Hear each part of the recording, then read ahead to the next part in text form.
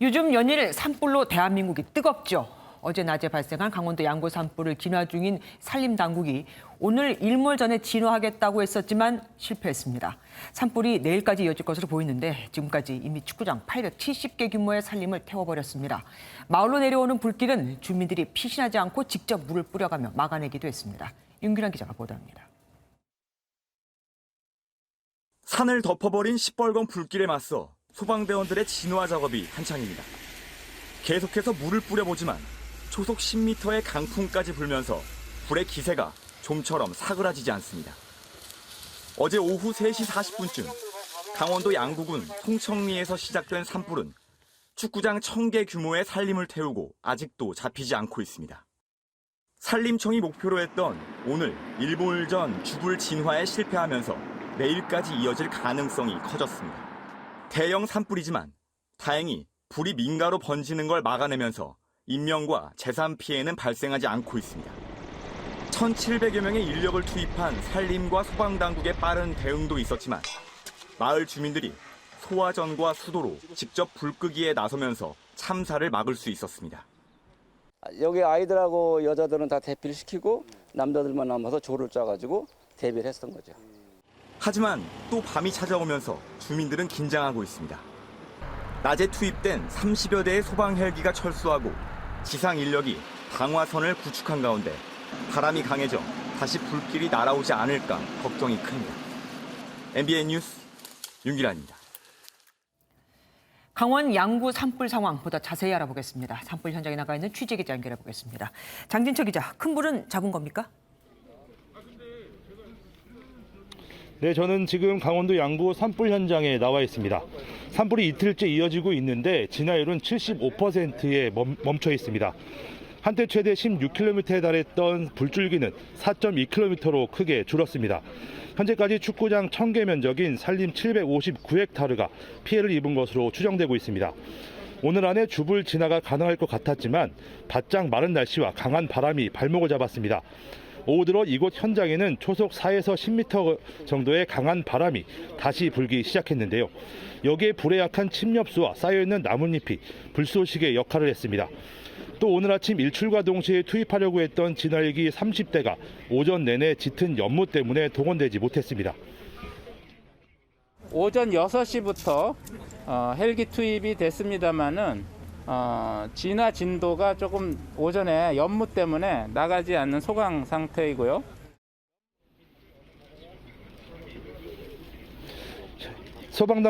산림당국은 현재 야간 진화 체제로 전환하고 확산 방지에 총력을 기울이고 있습니다.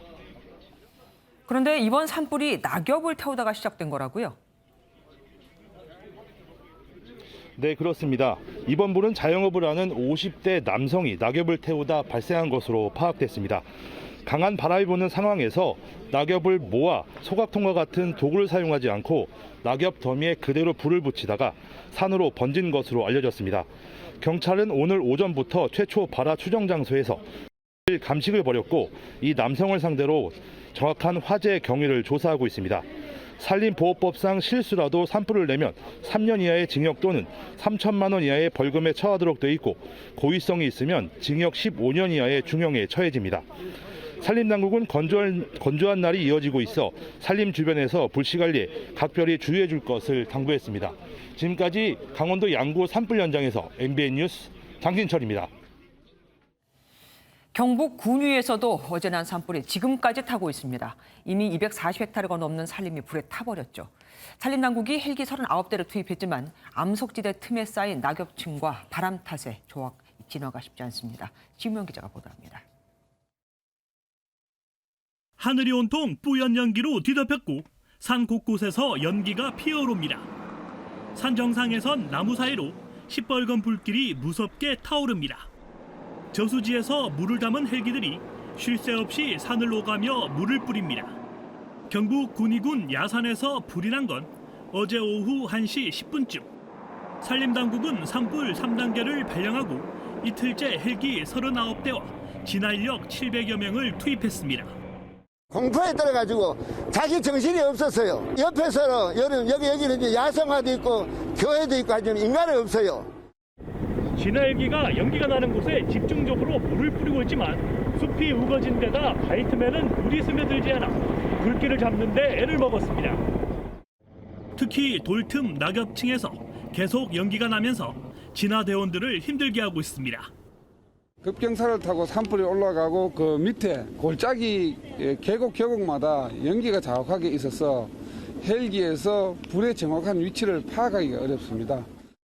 산불 현장 주변에 민가가 없어 인명피해는 없지만 지금까지 240여 헥타르, 축구장 330개 정도의 산림이 탔습니다.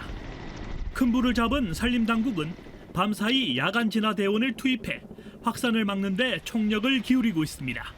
MBN 뉴스 심호영입니다. 이런 검찰의 공개 반발에 민주당은 국가 공무원들이 이렇게 집단 행동을 하는 것도 부적절한데 조직의 수장이 오히려 이들을 부채질하고 있으니 개탄스럽다.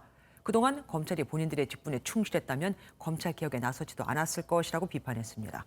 반면 국민의힘은 문재인 정권이 임명한 검찰총장마저 검수완박에 반대한다.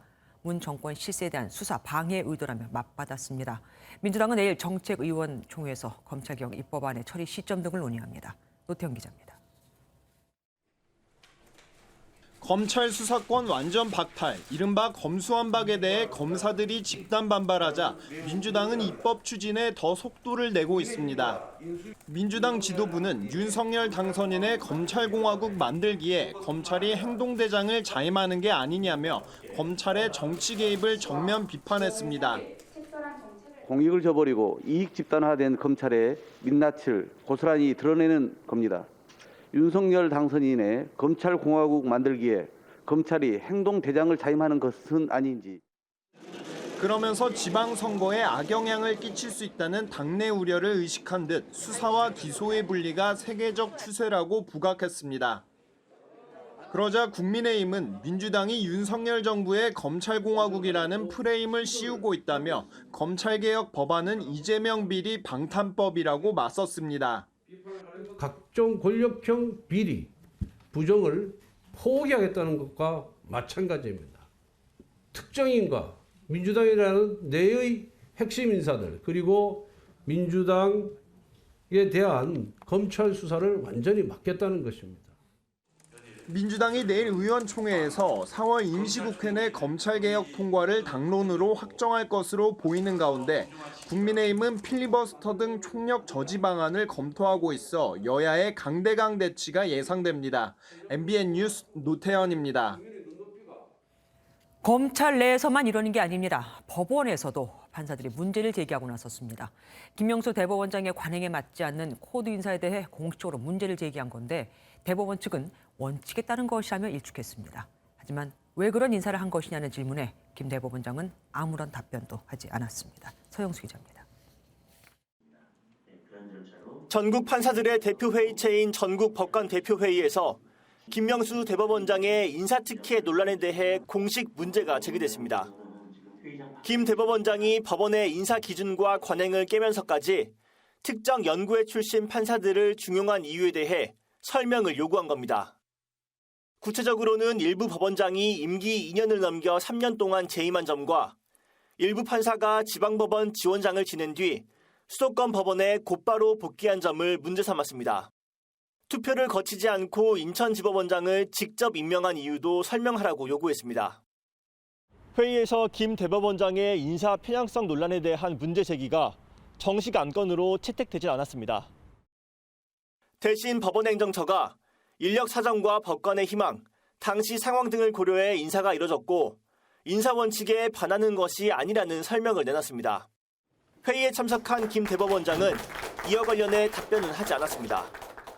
법관의 독립을 제어할 수 있는 여러 요인들에 대하여도 각별한 경계심을 가지고 개선 방안을 마련함으로써 법조계 안팎에선 정권 교체기를 맞아 김 대법원장의 코드 인사를 둘러싼 사법부의 내용이 확산할 수 있다는 관측도 나옵니다. MBN 뉴스 서영수입니다.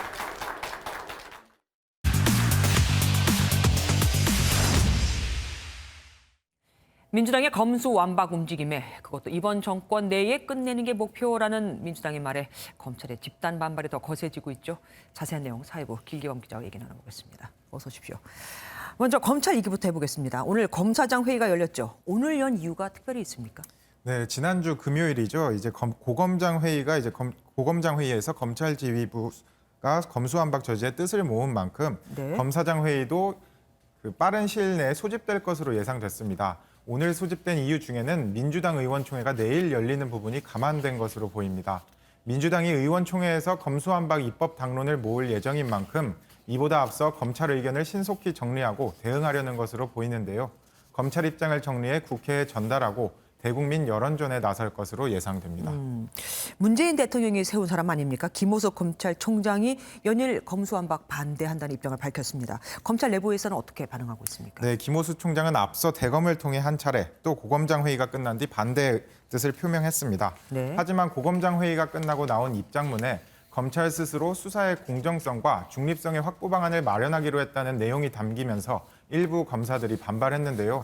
예. 이복현 서울 북부지검 형사 2부장은 검찰 내부망에 김 총장 등을 향해 철면피 스미스 씨라며 정권이 바뀌자 행동도 바뀌는 기회주의적 행태를 비판하기도 했습니다. 김수현 창원지검 통영지청장도 정치적 독립과 중립이라는 이름으로 포장만 하겠다는 것인지 모르겠다며 검사장 회의 내용을 공개해달라고 요청하기도 했습니다.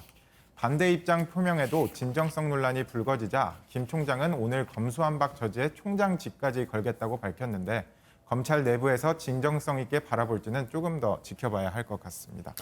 박범계 법무장관은 지금 민주당 소속이잖아요. 네. 그리고 또 검찰을 대표하는 법무부를 대표하는 사람인데 고립무원의 상태가 돼버렸습니다. 검찰 반발에 대해서 뭐라고 얘기합니까? 네, 말씀하신 대로 박 장관 휘하에 있는 법무부 검찰국 소속 검사들도 반대 의견을 박 장관에게 보고한 바 있습니다.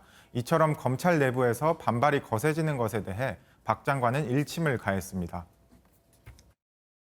검찰총장부터 심지어 법무부 검찰국 검사들까지 일사불란하게 공개적으로 대응하는 걸 보면서 좋은 수사, 공정성 있는 수사에 대해서는 왜 일사불란하게 목소리를 내고 대응하지 않는지 그런 의문이 들었습니다.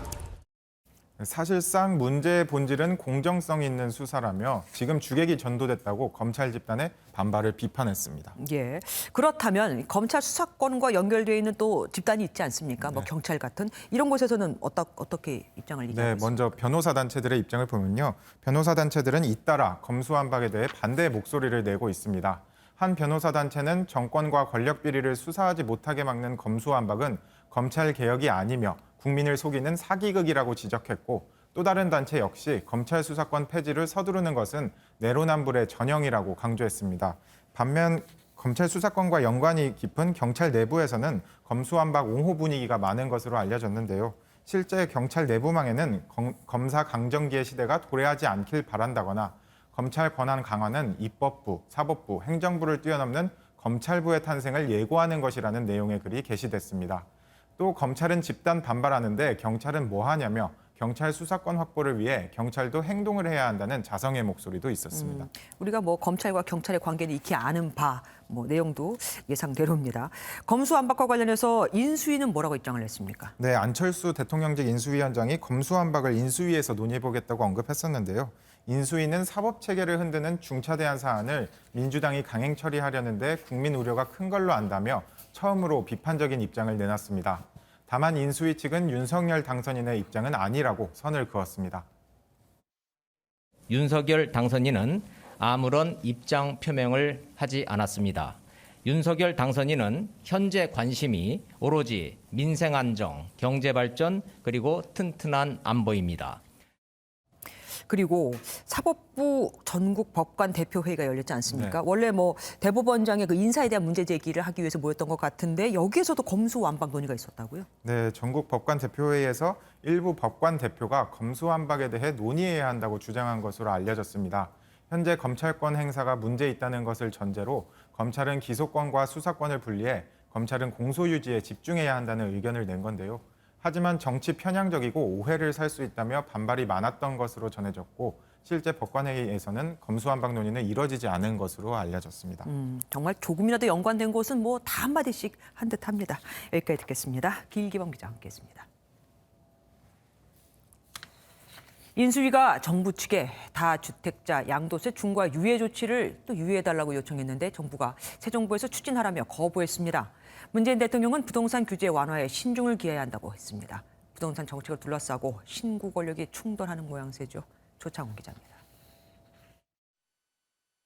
정부는 주택 매각 유도를 위해 이번 달부터 다주택자 양도세 중과를 1년간 유예해달라는 인수위 요청을 거부했습니다.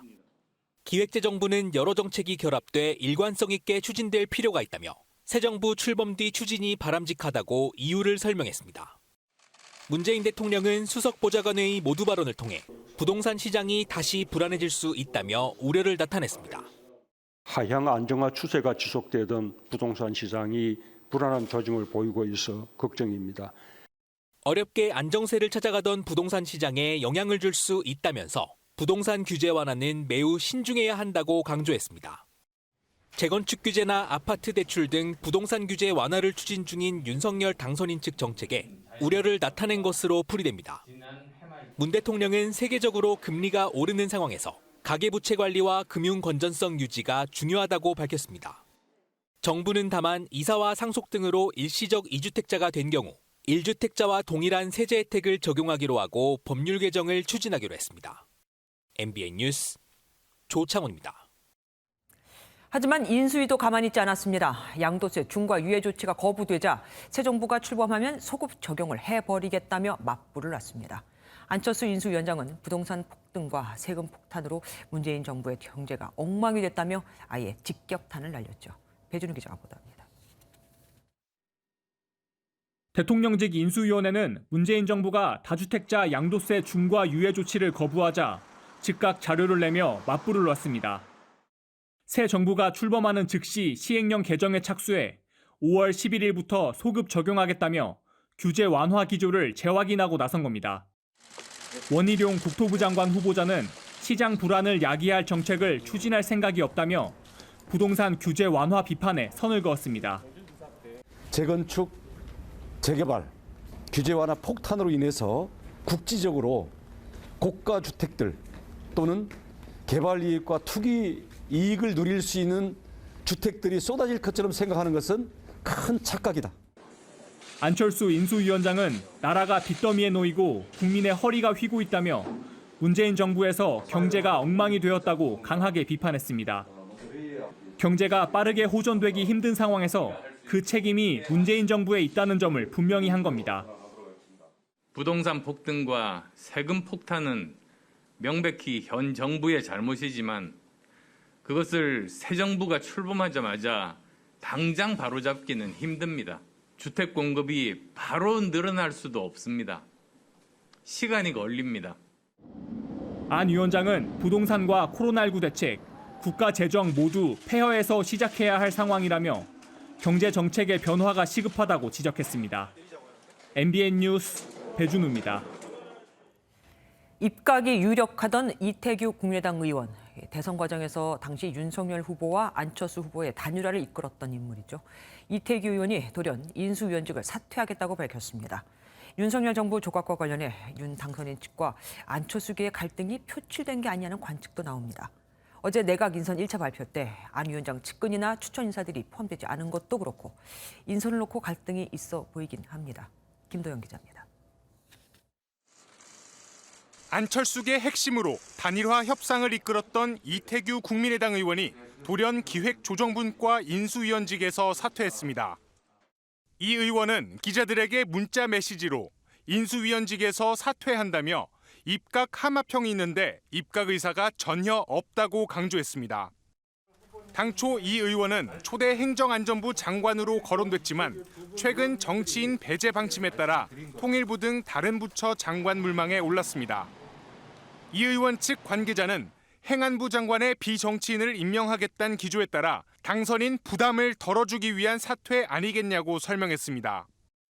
하지만 인수위 측에서도 구체적인 사퇴 이유를 확인하지 못하면서 내각 인선에 대한 갈등이 표출된 것이란 관측이 나오고 있습니다. 윤석열 당선인이 발표한 8명의 장관은 안철수 인수위원장 측 인사가 포함되지 않았다는 지적이 제기됐습니다. 저는 추천을 해드리고 이제 인사에 대한 결정은 인사권자가 하시는 거죠. 왜냐하면 그 책임도 사실 인사권자가 지시게 되는 것 아니겠습니까? 단일화 협상 창구였던 장제원 당선인 비서실장은 정권에 대한 무한한 책임을 가진 만큼 신뢰는 변하지 않고 있다며 갈등설에 선을 그었습니다. 이번 주 중 2차 내각 발표를 앞두고 윤석열, 안철수 공동정부의 파열음이 나오고 있습니다.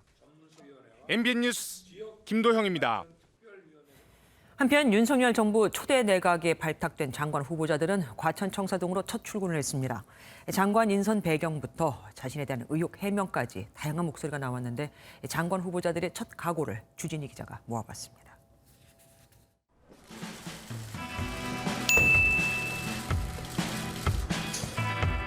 너무나 어려운 일이기 때문에 시험대이자 독배가 될 수 있을 것이다. 현대판 집값 장벽으로 인한 신분 계급제가 앞으로 해소되고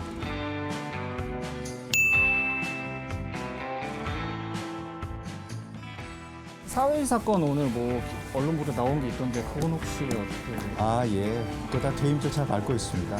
예, 이미 사퇴 다 의사 발표했고요.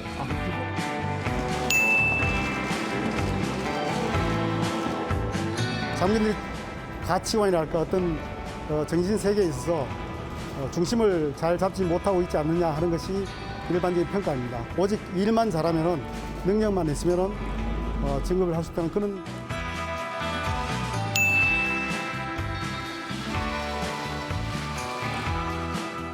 조금 더 미래지향적인 어떤 부처로 거듭날 수 있도록 국민 여러분의 의견도 수렴하고.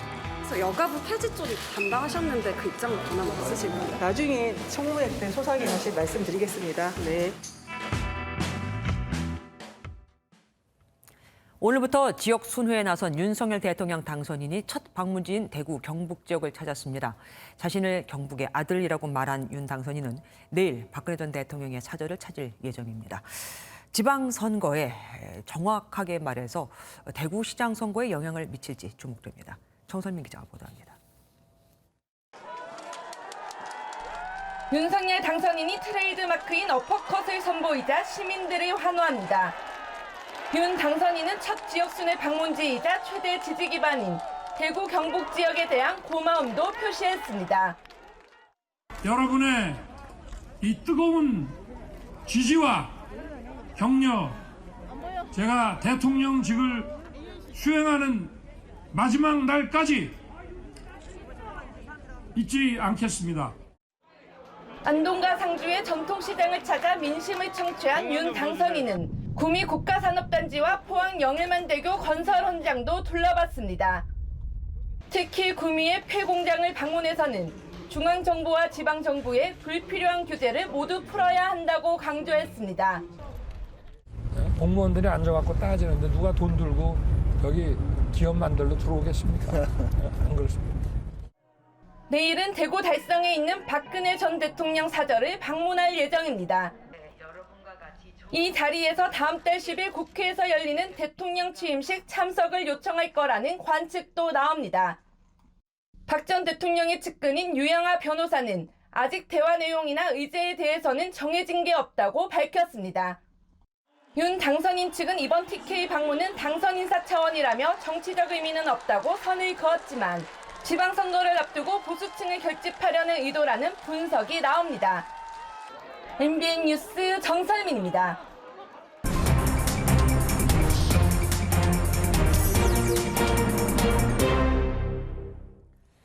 오늘 있었던 정치권 뒷이야기 들어보는 정치 톡톡 시간입니다. 정치부 우종환 기자와 함께합니다. 어서 오십시오. 방탄소년단의 대통령 취임식에 오니 많이 참 말이 많지 않았습니까? 이게 정리가 됐다면서요? 예, 결론은 참석하지 않는다로 이제 정리가 됐습니다. 오늘 취임식 준비위는 그동안 BTS 참석을 검토했던 것은 사실이 맞지만 예산 문제 때문에 불참으로 결론을 냈다고 밝혔습니다. 한정된 취임식 준비 예산을 가지고 BTS라는 세계적인 아이돌 스타를 모시는 데는 저희들 또 애로가 있었기 때문에 이번에는 초청을 못하는 것으로 결론을 짓고 여기에 준비위에서 언급한 건 아니지만 BTS 참석을 반대하는 국내외 팬들의 목소리가 컸던 점도 영향을 줬을 걸로 보입니다. 인수위는 일단 무명 스타 참석을 대신 고려한다고 밝혔는데 앞서 문재인 대통령 취임식에는 가수 양희은 씨, 박근혜 대통령 취임식 때는 가수 싸이가 참석한 전례가 있는 만큼 깜짝 참석 인사가 새로 나올 수 있다는 가능성도 이제 일각에서 나오고 있습니다. BTS는 안 온다고 하고 그럼 눈길을 끄는 초청 인사가 누가 있을까요? 네, 일단 조금 전 리포트에서 언급됐듯이 박근혜 전 대통령 참석 여부가 이제 내일 윤 당선인과의 회동에서 이제 결정이 될 걸로 보이고요. 네. 또 취임식 준비위는 수감 중인 이명박 전 대통령을 대신해서 아내인 김유록 여사 등 가족을 예우 차원에서 초청할 예정이라고 밝혔습니다. 네. 또 대선 상대였던 이재명, 심상정, 허경영 전 후보가 참석할 가능성에 대해서는 경쟁 후보를 초청했던 전례가 없었다며 이건 논의해보지 않았다라고 밝혔습니다. 그분들은 오고 싶지 않을 수도 있을 겁니다. 네, 맞습니다. 카멀라 해리스 미국 부통령 그리고 기시다 후미오 일본 총리가 참석할 가능성도 나오는데 준비위는 만약 참석 의사를 보인다면 정중히 모시도록 준비하고 있는 상태라고 밝혔습니다. 윤석열 당선인의 지지율이 참 오르지 않고 있었습니다. 그런데 이번에 과반을 넘었다고요? 네, 여론조사 업체 리얼미터가 조사한 결과에 따르면 윤석열 당선인이 국정을 잘할 것이라는 평가가 50.4%를 기록해서 4주 만에 과반을 넘어섰습니다. 네. 윤 당선인은 대선 직후 크게 앞섰다가 용산 이전 등 이슈로 윤 당선인 지지율이 하락세를 보이면서 한때 문재인 대통령 지지율이 역전하기도 했었는데요. 이후 인수위가 다시 진용이 갖춰지고 안정기에 접어들면서 윤 당선인은 상승세, 문 대통령은 다시 하락세를 보이며 지금은 차이가 벌어진 모습입니다. 그러니까 반비례하고 있습니다. 네, 맞습니다. 그럼에도 청와대 고위 관계자는 오늘 기자들과 만나 임기 말에도 지지율이 높게 유지돼 국민께 감사드린다며 지지율 자랑에 나서는 모습을 보이기도 했습니다. 그리고 우리 어려지는 겁니까? 인수위가 한국 신화를 없애겠다고 밝혀서 화제를 모았어요. 네, 이제 세계 여러 나라와 달리 우리나라 같은 경우에는 3가지 나이를 혼용해서 사용하고 있는 상태죠. 태어나면 0살, 그리고 생일이 되면 1살을 먹게 되는 만 나이, 태어나면 0살이지만 해가 바뀌면 1살을 먹게 되는 연 나이, 그리고 태어나자마자 1살로 시작하는 이른바 한국식 나이인데요. 그동안 민법에서는 만 나이, 또 병역이나 청소년 보호법은 연 나이를 쓰는 경우가 섞여 있었는데 이제 만 나이로 통일이 될 예정입니다. 만 나이 사용이 일상생활에서 정착되면 특정 연령을 기준으로 법령이 적용되거나 행정 의료 서비스가 제공될 때 국민들의 혼란이 최소화되고 국제 관계에서도 오해가 발생하지 않으며 그러니까 나이를 통일한다는 걸 검토한다는 게 아니라 완전히 지금 정해진 겁니다. 그리고 오늘 새로 선출된 여야 원내대표가 상견례를 했는데 분위기 어땠을까요? 네, 권성동 신임 국민의힘 원내대표가 박홍근 민주당 원내대표를 찾아가서 인사를 했습니다. 네. 일단 시작은 서로에 대한 칭찬을 하면서 서로 화기애애한 분위기였습니다. 아마 여야를 통틀어서 역대 원내대표 선거에서 가장 압도적으로 당선되신 분이 되실까 싶은데요. 우리 박 대표님은 워낙 이 합리적인 분으로 이렇게 정평에 나 있고 저는 든든하게 의지하면서 원내대표 생활을 재미있고 신나게 그리고 함께 하는 것으로 이렇게 제가 잡았습니다. 제가 이렇게 잡아도 되겠죠? 하지만 다가올 인사청문회를 비롯한 현안을 두고 두 원내대표 간에 불꽃이 튀기는 모습도 나타났습니다. 우리가 도와드릴 것은 확실히 도와드리겠다. 그러나 안 된다는 것은 분명히 안 되는 것이다. 이렇게 말씀드렸거든요. 그러니까 그런 원칙. 그 기준을 넘어선 과도한 자료 요구나 이거 이 증인 요구는 오히려 인사청문회를 검증의 목적을 넘어서는 것으로 이렇게 오해를 살 여지가 있기 때문에. 가장 이슈가 되고 있는 최근 검수완박 문제, 50조 추경 등 산적한 현안이 워낙 만만치 않다 보니 앞으로도 양측 간 치열한 공방이 벌어질 걸로 예상됩니다. 앞으로 험한 길이 예상되는 건 저뿐일까요? 여기까지 듣겠습니다. 정치부 우종환 기자와 함께했습니다. 아침에 서울 영등포에 있는 고시원에서 불이 나 여기서 지내던 70대와 60대 남성이 숨졌습니다. 17명 넘게 살고 있었는데 특히 숨진 70대는 거동이 불편한 상황이었다고 합니다. 김태형 기자가 보도합니다. 소방차와 순찰차가 도로를 가득 메우고 고시원 창문 틈 사이로 회색 연기가 끊임없이 뿜어져 나옵니다. 소방대원들이 2층 창문으로 진입해 구조 작업을 벌이고 고시원에서 몸만 빠져나온 주민들의 모습도 보입니다. 오늘 오전 6시 30분쯤 서울 영등포의 3층짜리 건물 2층 고시원에서 화재가 발생했습니다. 건물에서 연기가 엄청 났었어요. 사시는 분들 전부 다 이제 나오시고. 고시원에 살고 있던 17명은 무사히 대피했으나 60대와 70대 남성 2명은 미처 고시원을 빠져나오지 못하고 쓰러진 채 발견됐습니다. 남성 2명은 인근 병원으로 옮겨졌지만 끝내 숨졌습니다. 33개 호실 중 불이 시작된 것으로 추정되는 26호실에 살던 70대 남성 A씨는 고시원 복도에서, 60대 남성은 휴게실에서 발견됐습니다.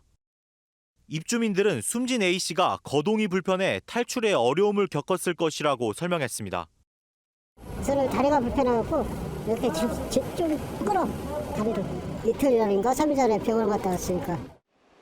불은 3시간 만에 꺼졌고 1차 합동감식을 벌인 경찰은 방화 가능성을 염두에 두고 정확한 화재 원인을 조사하고 있습니다. MBN 뉴스 김태형입니다. 불이 난 이 고시원엔 간이 스프링클러도 있었고 화재 때 정상적으로 작동도 다 했습니다. 그런데 왜 2명의 인명피해는 막을 수 없었던 걸까요? 김종민 기자가 그 이유를 분석해봤습니다. 화재가 난 고시원의 면적은 270제곱미터. 약 81평 규모 고시원에 33개의 방이 다닥다닥 붙어 있었습니다. 가뜩이나 좁은 고시원에 2개의 대피로는 무용지물이었습니다. 사망자 2명 다 대피로 인근에서 발견됐지만 좁은 공간에서 제때 대피하지 못한 것으로 파악됩니다. 간이 스프링클러도 문제였습니다.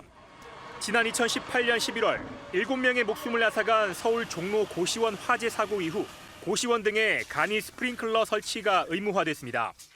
화재가 난 고시원에도 간이 스프링클러가 설치돼 있었는데 일반 스프링클러처럼 물이 저장돼 있는 수조를 이용하는 스프링클러였습니다. 조사된 바에 의하면 소방시설이 정상으로 작동이 된 것으로 그 기록이 다 돼 있거든요. 방수가 됐다고. 하지만 분당 80리터씩 20분을 방수하는 일반 스프링클러에 비해 방수량과 방수 시간이 절반에 불과했습니다. 스프링클러 같은 경우는 20분 동안 계속 방사할 수 있는 양을 물을 가지고 있어야 되는 거거든요. 근데 간이형 스프링클러는 이런 물탱크를 설치하는 것 자체도 하중적으로도 어렵고 공간적으로도 어렵기 때문에 소방청은 간이 스프링클러 설치 의무화 이후 인명피해가 급감했다고 밝혔지만 근본적인 대책으로는 미흡하다는 지적입니다. 오세훈 서울시장은 고시원의 스프링클러를 일제 점검하고 오는 6월까지인 고시원 간이 스프링클러 설치를 앞당기기로 했습니다. MBN 뉴스 김종민입니다. 작업 중 독성 물질에 직원 16명이 노출돼 고용노동부의 수사를 받던 에어컨 부품 제조업체 법인과 대표가 검찰에 송치됐습니다. 중대재해법 위반 혐의로는 사상 처음으로 기소 의견이 나온 겁니다. 이제 법원이 어떤 판단을 할까에 관심이 쏠립니다. 이기종 기자입니다. 지난 2월 근로자 16명이 유독성 화학물질에 노출돼 급성 간 중독 등이 발생한 경남 창원의 에어컨 부품 제조업체 두성산업. 지난 1월 27일 중대재해처벌법 시행 이후 직업성 질병이 발생한 첫 사례로 고용노동부는 트리클로로메탄이 포함된 세척액을 사용하면서 안전 조치가 이루어지지 않았다고 판단했습니다. 수사를 마친 고용노동부는 두성산업 법인과 대표이사를 창원지검에 기소 의견으로 송치했습니다. 고용노동부가 수사해 기소 의견으로 검찰에 넘긴 1호 사건입니다. 기업 자원에서 안전보건관리 체계 구축을 전혀 하지 않았기 때문에 사업장에서 유해 물질인 트리클로로메탄을 취급하면서도 보건 조치를 전혀 하지 않게 된 원인으로 보고 검찰은 보강 수사를 거쳐 사건을 재판에 넘길 것으로 보입니다. 고용노동부는 지난달 중대재해법 위반 혐의로 두성산업 대표에 대한 구속영장을 신청했지만 증거인멸 우려가 없다며 기각된 바 있습니다. 당시 창원지법은 범죄 혐의는 소명된다고 밝혀 검찰의 기소 가능성이 큰 만큼 법원에서 어떤 결과가 나올지 관심이 쏠립니다. MBN 뉴스 이기종입니다. 이재명 전 경기지사의 배우자 김혜경 씨를 둘러싼 법인카드 유용 의혹과 관련해 경기도가 자체 감사 결과를 공개했습니다. 검찰 수사 중인 사항이라는 이유로 정확한 횟수와 액수는 공개하지 않았지만 수백만 원대에 이른다는 내용이 담겼습니다. 이지호 기자가 보도합니다. 경기도가 전 총무과직원 배모 씨의 법인카드 부당집행 의혹에 대해 감사를 벌였는데 오늘 그 결과가 알려졌습니다. 자체 조사 결과 배모 씨가 도청에 근무한 2018년 7월부터 지난해 9월까지 모두 수십 건에 달하는 사적 사용이 있었다고 판단했습니다. 액수로 따지면 수백만 원어치입니다. 구체적인 건수와 규모는 경찰 고발과 감사 규정 등을 이유로 밝히지 않았습니다. 다만 고발 당시 알려진 내용 등을 토대로 보면 70여 건, 700만 원 정도로 예상됩니다. 결제 시간은 점심시간대가 80%로 가장 많았고 근무 시간 이후에도 15% 넘게 사용했습니다. 앞서 배 씨가 도청 법인카드를 유용했다는 의혹이 제기됐고 이에 따라 경기도는 감사를 벌여 배 씨를 지난달 25일 경찰에 고발했습니다. 경찰은 지난 4일 경기도청을 압수수색하고 관련자 조사를 검토 중인데 이재명 전 대선 후보의 아내 김혜경 씨를 소환할지 관심이 쏠리고 있습니다. MBN 뉴스 이조입니다. 2015년 1월 임신한 아내를 위해 크림빵을 사러 갔다가 뺑소니를 당해 목숨을 잃은 이른바 크림빵 뺑소니는 네티즌 수사대의 정보가 법인 검거에 큰 역할을 했었죠. 물론 신상 털기에 대한 우려도 있긴 하지만 그래서 더 검사 또 경찰보다 무섭다는 SNS 이 네티즌 수사대가 움직이기 시작했습니다. 경기도 가평 계곡에서 남편을 고의로 숨지게 한 혐의를 받는 이은혜가 잠적한 지 2주가 돼가고 있지만 수사에 전혀 진전이 없기 때문입니다. 심지어 오늘은 예쁘니까 용서한다는 오픈 대화방까지 생겼습니다. 노승환 기자가 보도합니다. 지난 2019년 6월 경기도 가평에서 윤모 씨가 계곡에 빠져 숨진 지 3년. 두 번의 재수사 그리고 지난달 30일 유력한 피의자인 아내 이은혜와 공범 조현수를 공개 수배했지만 두 사람의 행방은 묘연합니다. 보다 못한 네티즌들이 나섰습니다. 가평 계곡 사건 네티즌 수사대란 네이버 카페에는 최근 이은혜, 조현수의 위치를 아시는 분 제보하시고 포상받으세요라는 글이 올랐습니다. 검찰에 공개 수배 자료를 올리고 두 사람의 행적을 알면 인천지검 당직실이나 검사실로 연락하라고 전화번호도 남겼습니다. 인스타그램의 한 사용자도 인천지검 자료를 인용해 누구든 연락해달라는 취지로 글을 올렸습니다. 합동수사팀을 꾸린 인천지검과 인천경찰청은 최근 수사팀을 15명으로 보강하고 도피 조력자에 대한 주변인 조사를 시작했습니다. 도피자의 그 조력자나 될 만한 사람들이라든가 이 탐문 수사하고 제보 신고 들어오면은 그 사실관계 확인하고 그렇죠. 한편 카카오톡 오픈 채팅방에는 피의자 이은혜를 옹호하는 카톡방이 만들어져 논란이 일었습니다. 한 네티즌은 범죄는 중요하지 않다, 얼굴이 중요하다, 예쁘면 모든 게 용서된다는 소개글을 올렸다가 뒤늦게 카톡방들은 모두 폐쇄된 것으로 추정됩니다. MBN 뉴스 노승환입니다. 송영길 전 대표가 출마한다고 선언했음에도 민주당 내에서는 서울시장 후보를 다시 찾아야 한다는 기류가 퍼지고 있습니다. 민주당이 과연 대선에 진 정당에 맞는지 서로 잘못된 선택도 눈 감아주는 온정주의가 민주당을 다시 패배의 늪으로 밀어넣고 있는 건 아닌지 되돌아봐야 한다면서요. 경기도지사 여론조사에서는 국민의힘 김은혜 의원과 유승민 전 의원이 1, 2위를 기록하며 치열한 경쟁을 예고했습니다. 안보람 기자입니다. 박지원 더불어민주당 공동비상대책위원장은 자신의 송영길 전 대표 공개 비판에 많은 호응이 있었다며 또다시 목소리를 높였습니다. 내가 하고 싶었던 말을 대신 해줘서 고맙다는 반응도 많았습니다. 서울은 새로운 후보를 더 찾아야 합니다. 윤호중 공동비대위원장도 한 언론 인터뷰에서 서울 전략공천 가능성을 언급했습니다. 제3후보론 전략공천 가능성을 동시에 띄우며 송 전 대표를 정조준했다는 분석입니다. 민주당 내 서울 지역구 의원들 역시 아침 일찍 긴급 간담회를 열고 더욱 풍부한 후보군이 필요하다며 집단 행동에 나섰는데 송 전 대표는 도전하지 않으면 이룰 수 없다는 백범 김구 선생의 말을 SNS에 올리며 의지를 다졌습니다. 국민의힘은 경기지사 후보 자리를 두고 당심은 김은혜, 민심은 유승민이란 해석이 나왔습니다. 한 여론조사에서 김은혜 의원이 깜짝 1위를 했는데 국민의힘 지지층에서 특히 유승민 전 의원을 크게 앞선 겁니다. 반대로 전체 응답자를 대상으로 한 국민의힘 후보 적합도 조사에선 김 의원이 유 전 의원에게 9.8%포인트 뒤처졌습니다. 이런 가운데 김 의원과 유 전 의원은 연이어 오세훈 서울시장을 만나 눈길을 끌기도 했습니다. GTX 협력 방안 등 서울 경기 협력을 강조하며 오심잡기에 나선 걸로 보입니다. MBN 뉴스 안보라입니다. 나홀로 코로나 제로 정책을 유지하고 있는 중국. 상하이는 도시 전체를 봉쇄한 지 2주가 넘었지만 코로나 확산세가 진정될 기미를 보이지 않고 있습니다. 어제 또다시 하루 확진자가 역대 최다를 기록했고 급기야 중국 당국이 검사에 응하지 않은 세대의 문을 봉쇄해 사람이 나오지도 들어가지도 못하게 하고 있다는 주장까지 나왔습니다. 베이징에서 윤석정 특파원이 전해왔습니다. 중국 SNS에 올라온 영상입니다. 사람이 안에 있는데 방역 요원이 문을 봉인하고 있습니다. 那我们的物资来了，就是说我们还是可以下去拿的。不可以下去。那怎么办呢？不知道，可能让我们送吧。好。我们都不想这样。已经很自觉了。 현재 상하이의 상황인지 확인되진 않았습니다. 다만 현지 교민 중에선 허위로 거주 신고를 하면 문을 봉인한다는 통지를 받았다는 사람도 있습니다. 그런가 하면 봉쇄된 아파트에서 긴 줄에 바구니를 묶어 식료품을 받아 올리는 영상이 SNS에 올라오기도 했습니다.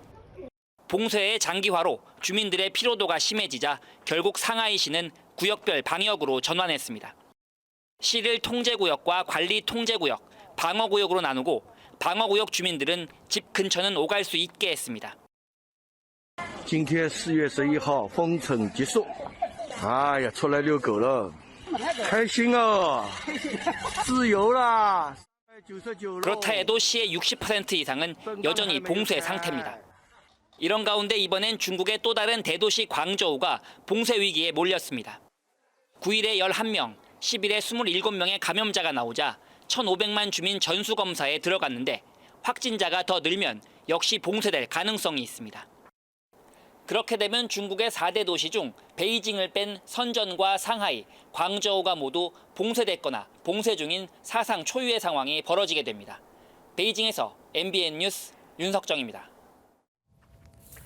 러시아가 친러 지역인 우크라이나 동부 돈바스를 장악하겠다며 대대적 공세를 예고한 지금 젤렌스키 우크라이나 대통령이 우리나라 국회를 대상으로 화상 연설을 하며 대공무기 지원을 또 요청했습니다. 러시아의 맞설 무기가 한국에 있다면서요. 우리 군의 신공을 언급한 것으로 보입니다. 앞서 국방부는 공식적으로 거부를 했지만 군수 물품이나 난민 수용 등 인도적 지원에 대한 검토는 진행이 되고 있는 상황입니다. 박장한 기자가 보도합니다. 러시아 침공 47일째, 군용 티셔츠 차림의 젤렌스키 우크라이나 대통령이 국회 도서관에 등장했습니다. 화상 연설을 주관한 이광재 외교통일위원장과 3당 대표 등이 참석한 가운데 젤렌스키 대통령은 15분 동안 대공무기 추가 지원을 호소했습니다. І немає злічені запаси військової техніки ще з часів Радянського Союзу. Ми потребуємо систем протиповітряної оборони. Ми потребуємо літаків, танків, інша бронетехніка, артилерійські системи та боєприпаси. 돈바스 전투를 앞두고 동부 지역 긴장이 고조되고 있는 상황에서 젤렌스키 대통령은 마리우폴이 초토화된 영상을 보여주며 우크라이나를 살릴 기회를 달라고 외쳤습니다. Кожна людина має право на свободу і на пошук власного щастя. А люди не повинні бути знаряддями якихось там режимів, якихось диктаторів. Люди мають право просто жити. Ось за що ми боремося. 지난 8일 올렉시 레즈니코프 우크라이나 국방장관도 서욱 국방부 장관과의 전화 통화에서 무기 지원을 요청했지만 국방부는 이를 거부했습니다. 우리의 안보 상황과 군의 군사대비 태세 영향성 등을 고려해서 우크라이나에 대한 살상용 무기 체계 지원은 제한된다는 입장을 설명한 바 있습니다. 젤렌스키 대통령은 앞서 미국, 일본, 독일, 이스라엘, 호주 등에서 23차례 화상연설을 마쳤습니다. 폴란드에서 우크라이나 고려인 지원 방안 등을 검토하고 온 이광재 위원장 등은 내일 기자간담회를 열고 인도적 지원 방안을 논의해 나갈 예정입니다. MBN 뉴스 박자은입니다.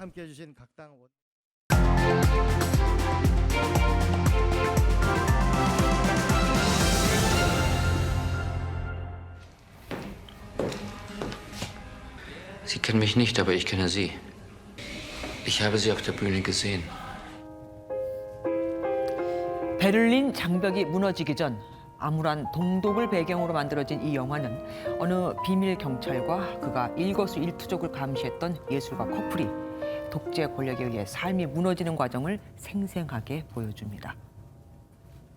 실제로 중국 문화 대혁명이나 스탈린 시대의 소련, 지금의 북한을 보면 독재 정치는 사람들을 공포와 광기에 빠지게 하고 너 죽고 나 살기식 고발을 유도해 나라 전체를 서로가 서로를 통제하는 감시 사회로 전락하게 하죠.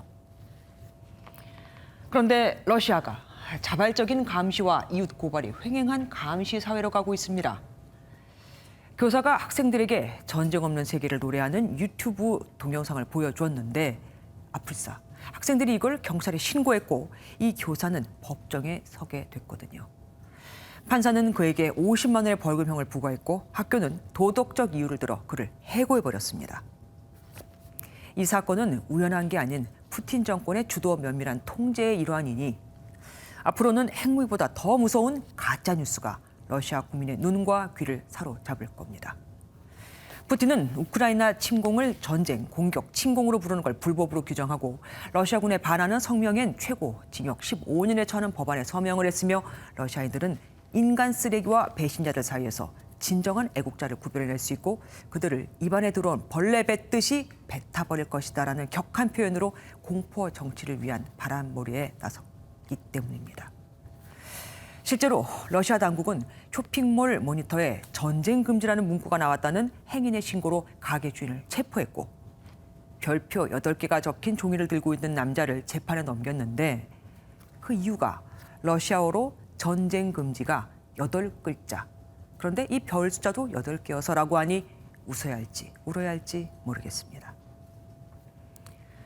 우리 시대의 전쟁은 지배 집단이 국민과 대차며 싸우는 것이며 전쟁의 목적은 영토 확장이 아닌 그들의 사회 체제를 지키려는 데 있다. 이 조지 오웰의 섬뜩한 예언이 사실이라면 푸틴의 전쟁 대상은 우크라이나가 아닌 러시아 자국민이고 더 나아가 독재자 자신의 권력 연장이라고 할 수 있지 않을까요? 김조아의 그런데 오늘은 감시 사회가 된 러시아였습니다.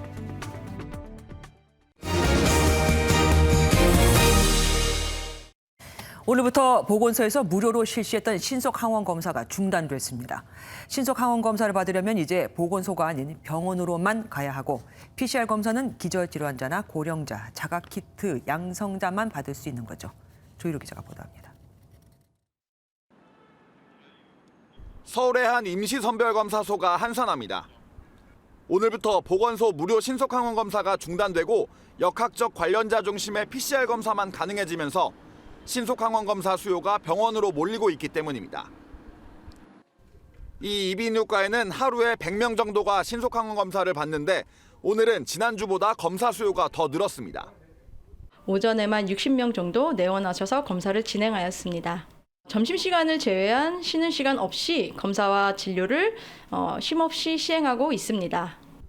대구와 경북 등에 설치됐던 임시선별검사소 4곳의 운영도 중단됩니다. 이런 가운데 오늘 신규 확진자는 9만 928명으로 7주 만에 10만 명 아래로 떨어졌습니다. 감소세가 뚜렷해지면서 정부는 오늘 금요일에 거리두기 조정안과 포스트 오미크론 대응체계 발표를 앞두고 본격적인 논의에 착수했습니다. 위중증 환자가 급증하지 않고 현재 의료체계가 안정적으로 유지된다면 실내 마스크 착용을 제외한 거리두기 전면 해제를 검토하고 있습니다. 현재 1등급 감염병인 코로나19의 등급을 조정할지도 관심입니다. MBN 뉴스 조희로입니다.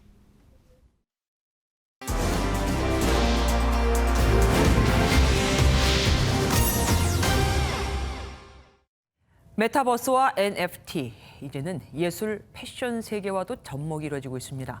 전통 인형이 온라인 속 NFT로 바뀌기도 하고 패션쇼 무대는 가상 공간에서 열리고 있는데 덕분에 모델이 꼭 사람일 필요는 없습니다. 이동훈 기자가 보도합니다. 인형사가 손을 넣어 인형을 요리조리 실감나게 움직입니다. 깜짝 놀랄 특수효과를 더하자 TV 인형극은 할리우드 블록버스터 못지않게 변신합니다. 현란한 무예를 자랑하던 검객이 귀여운 캐릭터로 변신했습니다. 수천 개 캐릭터 중 4개를 대체 불가능한 토큰 NFT로 만들어 3만 개가 팔렸고 약 15억 원의 수익이 창출됐습니다. 却在这个里面也可以脱颖而出，甚至是秒杀3万多只的这个NFT 的收藏品，那代表它有一定的潜力。这对我们 이 NFT는 마블과 협약을 맺고 있어 동서양 슈퍼히어로의 만남도 기대됩니다. 霹雳布袋戏它其实就跟 Marvel 一样，它基本上它整个故事的结构，然后再来其实西方人其实也特别喜欢我们武侠、功夫这一类的东西，所以我们那时候一致认为说， 미국 유명 브랜드의 로고가 건물 벽면을 채웁니다. 이어 화려한 패션쇼가 펼쳐집니다. 모두 가상 공간에서 이루어지는 일입니다. 장화 신은 고양이가 동화책에서 나온 듯 상상이 그대로 이루어지는 곳에서 모델도 꼭 사람일 필요가 없습니다. For a wearable, you're able to take a photo wearing the look that you'll be able to post to your social media. So, or wear in the metaverse. NFT와 메타버스가 예술과 패션, 수작업 위주였던 산업에 대변화를 일으키고 있습니다. MBN 뉴스 이동훈입니다. 재선에 도전하는 에마뉴엘 마크롱 프랑스 대통령과 극우 성향의 마린 르펜 국민연합 후보가 오늘 24일 대선 결선 투표를 치릅니다. 두 후보는 현지 시간 12일 치러진 대선 1차 투표에서 각각 1, 2위를 차지했지만 과반 득표에는 실패해 2017년에 이어 또다시 결선에서 맞붙게 됐습니다. 지난 주말 봄의 전령사 벚꽃을 즐길 새도 없이요. 동해안 곳곳으로는 30도를 웃돌며 4월 상순 기준 역대 최고 기온을 경신하기도 했습니다. 한 주 시작인 오늘까지도 고온 현상은 지속됐는데요. 내일 서울은 20도, 대구는 30도까지 오르면서 오늘보다는 기온이 내려가겠지만 여전히 초여름 날씨를 보이겠습니다. 내일 오후부터 밤사이 중부 곳곳에는 5mm 안팎의 비가 내리기 시작할 텐데요. 돌풍과 벼락을 동반해서 요란할 수 있겠습니다. 다만 이 비구름이 지나고 나면 기온은 제자리를 찾을 것으로 보입니다. 건조특보가 유지되고 있는 가운데 4월 역대 더위에 대기는 더욱 메마르고 있습니다. 이 탓에 크고 작은 산불 소식도 잇따르고 있는데요. 오늘 밤까지 해안과 산지를 중심으로는 바람도 강하게 불어들어서 화재가 발생하지 않도록 더욱 조심하셔야겠습니다. 내일 오전까지 서해안에는 가시거리 200m 미만의 안개가 짙게 나타나겠습니다. 중부지방 내일 대체로 흐린 가운데 아침 기온은 15도 안팎으로 출발하겠습니다. 남부지방 가끔 구름이 많겠고요. 광주는 27도, 대구는 30도까지 오르면서 여전히 덥겠습니다. 동해안 지역, 강릉은 18도로 출발하겠고요. 한낮에는 26도까지 오르면서 일교차가 크게 벌어지겠습니다. 충청 남부와 남부지방, 또 제주는 목요일까지 비가 이어질 것으로 보입니다. 지금까지 날씨였습니다.